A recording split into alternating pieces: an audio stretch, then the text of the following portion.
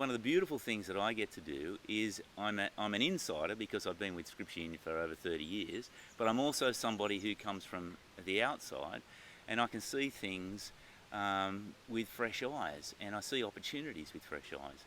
And so Sustain isn't so much about coming and giving or finding funds from somewhere and sort of just giving out money or resources. It's actually about working with movements on the ground to say what's God placed in your hands and how can we turn these things into life-giving resources for the movement, for the extension of the kingdom and for the extension of the ministry on the ground.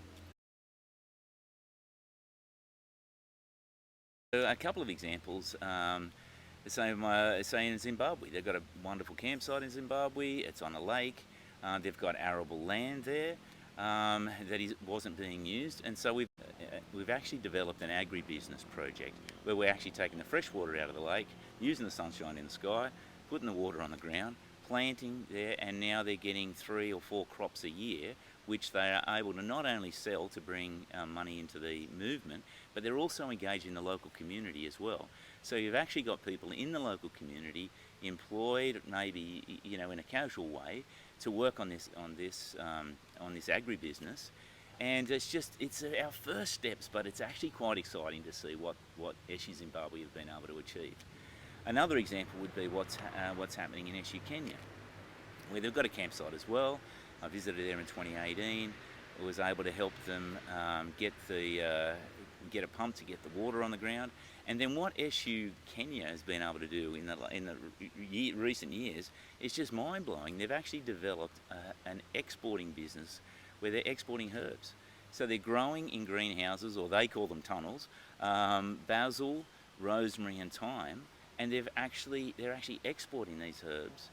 And that's all income that wasn't seen before, and it's all being generated from a resource that they have, which was arable land on their campsite.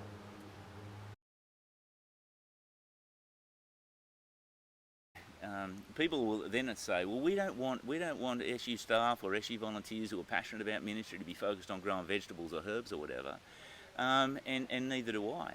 However, there's people in the community that are attending to these crops, and the resources, the cash that they actually get back from the from the herb business, just goes straight back into the ministry. I actually feel quite excited about asking people because I'm actually seeing the results of these projects on the ground.